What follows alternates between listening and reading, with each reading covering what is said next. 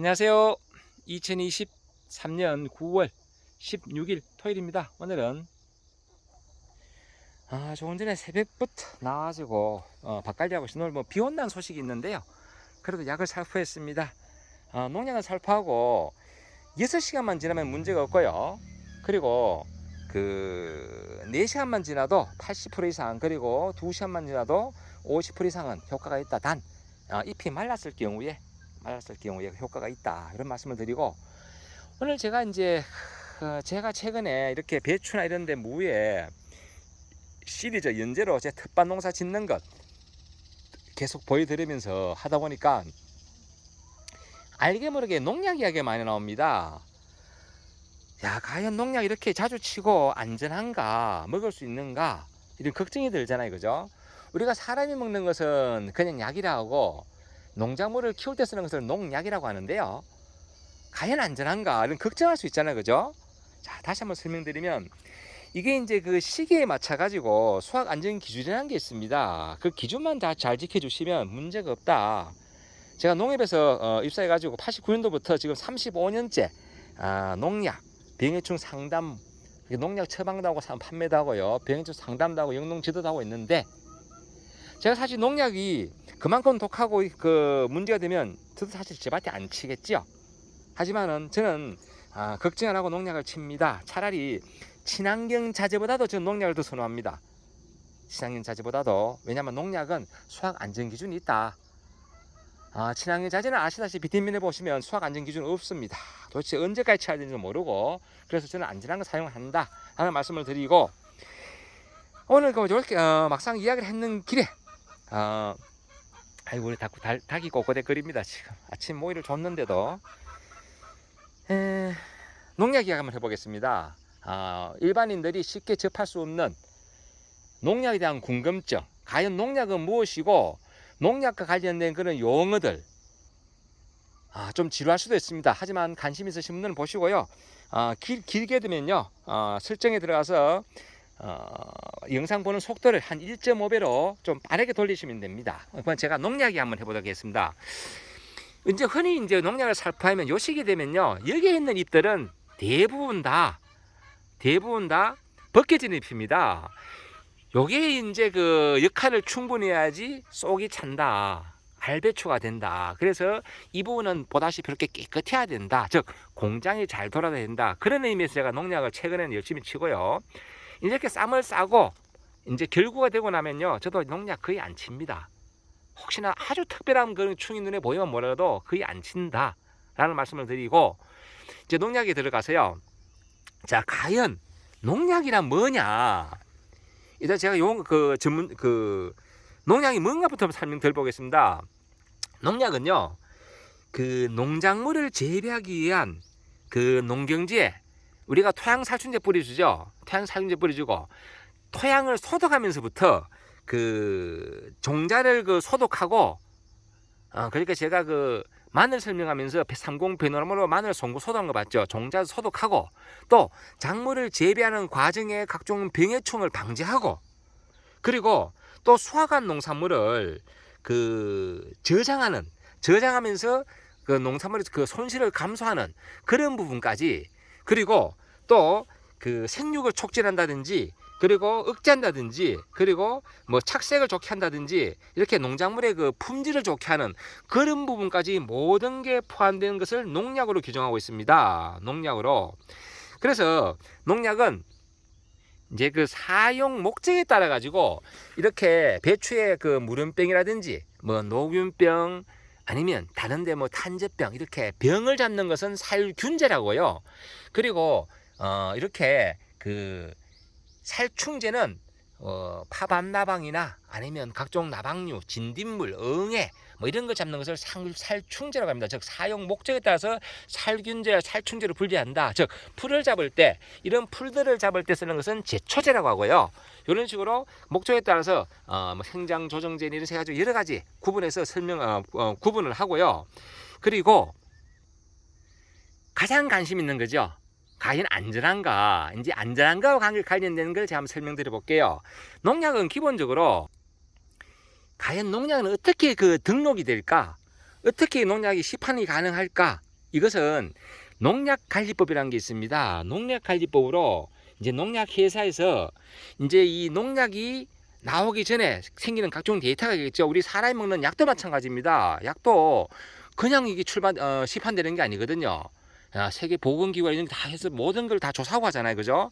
이 농약도 마찬가지입니다. 농약도 이제 이 화학적으로 대한 그런 분석 자료, 그리고 약효라든지 약해, 그리고 그 인축, 즉 사람이나 가축에 대해서, 그리고 생태, 이런 환경에 대해서 어떻게 미치는 영향, 독성, 이런 부분들, 그리고 작물이나 토양에 어떻게 잔류되고, 이런 시험 성적서가 다 포함된 것이 어디로 가느냐? 농촌진흥청으로 들어갑니다. 들어가서 이제 들어가면 진흥청장은 그것을 바로 그래 너들 팔아라, 이게 아니고, 진흥청에 접수된 그런 자료는 이제 그 진흥청에 보면 국립농업과학원이라고 있습니다. 국립농업과학원, 거기에서 그 안전성 그 심의위원회라고 있어요. 거기서 충분하게 검토하고 조사하고 난 다음에 이것은 시판해도 되겠다, 이렇게 되는 거예요. 자, 그러면 이렇게 만들어진 농약은 과연 또 안전한가? 과연 농약은 이렇게 살균 효과가 있고 살충 효과가 있는데, 그런 독성이 있는데 과연 안전한가? 이제 이런 이야기 한번 해보도록 하겠습니다. 그 전문 용어로 반수치사량이라고 있습니다. 반수치사량 1D50이라고 하는데요. 이제 시험한 그 동물의 그 반수, 절반이 사망하는 양을 그 체중, 즉 킬로그램당 양으로 나타내는 수치입니다. 그리고 또 그 뭐 최대 무작용량이라고 있어요. 동물, 그 실험 동물의 실시한 시험 독성을 근거로 이제 식품을 통해서 일생 동안 그 매일 섭취해도 어떠한 악영향이 인정되지 않는 최대 농약량을 최대 무작용량이라고 합니다. 최대 무작용량. 자, 이런 거. 그리고 또 그 최대 무작용량을 실험동물을 통해 가지고 우리가 그 연구를 할 거 아닙니까? 이게 어떻게 영향을 미칠까? 즉 안전계수를 도입하게 되는데요. 그거를 일일 섭취 허용 기준량이라고 합니다. 일일 섭취 허용 기준량. 그리고 그 일일 섭취 허용 기준량은요, 이게 그 주로 이제 그 생지, 쥐 가지고 보통 이제 그 연구를 합니다. 2년 동안 매일 섭취를 합니다. 2년 동안. 그리고 이게 그 한 마리만 그 연구하는 게 아니라요, 새끼를 넣고 그 후손까지 문제가 없는가. 생쥐 같은 경우 14세대, 14세대까지 그 14세대까지 그 연구를 한다고 합니다. 안전성을 찾기 위해서. 그러다 보니까 비용도 많이 들어가겠죠. 예, 그런 식으로 해가지고 만드는 가지고 농약 잔류 허용 기준을 만드는 거죠. 이 농약은 얼마까지 허용돼도 문제가 없겠다. 그게 농약 잔류 허용 기준입니다. 그래서 이제 그걸 토대로 만든 게 수학 안전 기준입니다. 예를 들어서 이렇게 보시면 이제 여기 배추 같은 경우에 요 방범대, 여기 이제 그 무름병 약인데요. 두 번째 칸 보시면 배추 안전 기준이 수확 3일 전까지 몇 번, 4번까지는 살포해도 문제가 없겠다.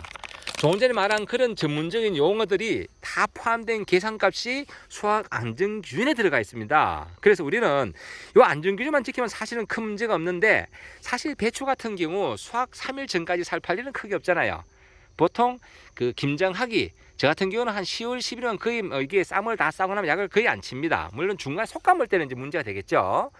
거의 안 치면 사실은 큰 문제가 없다. 그래서 배추는 안심하고 지금은 막 쳐도 문제가 없어요. 왜? 10월, 10일 이후부터 해가지고 김장할 때 11월 한 20일까지 약 한 40일이나 50일간은 약을 거의 안 치거든요. 특별한 문제가 없는 한. 그렇기 때문에 그 안전하다, 이런 말씀을 거듭 드리면서, 여기 이제 보시면 이제 독성이 나옵니다. 예전에는 맹독성도 있었고 고독성도 있었어요. 맹독성, 고독성. 근데 지금은 그런 맹독성, 고독성은 하나도 없다. 그리고 대부분 다 보시면 저독성입니다.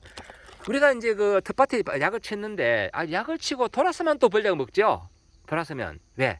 저독성 약들이 많습니다. 다 저독성입니다. 이 배수모도 잘 들어요. 잘 듣는데 문제는 저독성이다. 이것도 나방, 특히 파에 있는 파 굴파리가 잘 들어요. 그런 약인데 다 저독성이라 돌아서면 또 먹어요. 문제는 돌아서면 왜? 사람도 먹어야 되기 때문에 대부분 다 이렇게 저독성을 만들어 놨습니다. 그래서 우리가 안전하게 먹어도 큰 문제가 없습니다. 왜? 수확 안전 기준을 지켰을 경우에, 오늘 제가 이렇게 농약 관련된 안전성 문제, 독성 문제에 대해서 한번 이야기해 봤습니다. 일반인들은 쉽게 이런 부분들까지는, 디테일한 부분까지는 사실은 접근이 잘 안 되거든요. 그래서 과연 내가 농약을 치면서도 이게 안전한가 걱정이 되잖아요.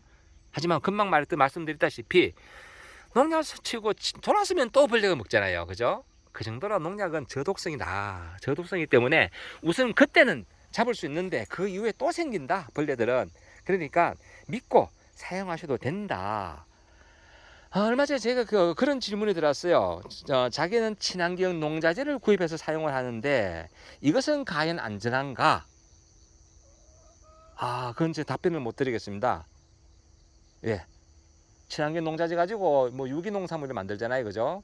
집에서 뭐 난황류를 만든다든지 이런 부분들은 제가 특히 뭐 말씀 안 드리겠는데, 거기에 대해서는 방금 드린 그런 말씀처럼 인체의 안전한가 환경의 안전한가 이런 데한 데이터가 전혀 없습니다. 수학 안전 기준이라든지 반수 치사량이라든지 이런 부분에 대해서도 전혀 검증이 안 된, 즉 농약관리법으로 등록된 그런 자재가 아니라 그것은 사종복비, 즉 비료관리법으로 그 식물 재배 뭐 병의 관리용 아니면 작물 재배 뭐 이런 관리용 이런 식으로 해가지고 등록된 거기 때문에 안전성에 대한, 독성에 대한 그런 데이터가 없어서 거기에 대한 답변은 제가 드릴 수가 없다 라고 제가 요 영상을 통해서 답글로 드리겠습니다. 이렇게 제가 잠시 배추 오늘 아침에 약을 쳤고, 또 제가 약을 치면서 그 사람들이 궁금해할 수 있는 그 독성에 대해서 한번 제가 설명드려 봤습니다. 늘 건강하시고 행복하시기 바랍니다. 감사합니다.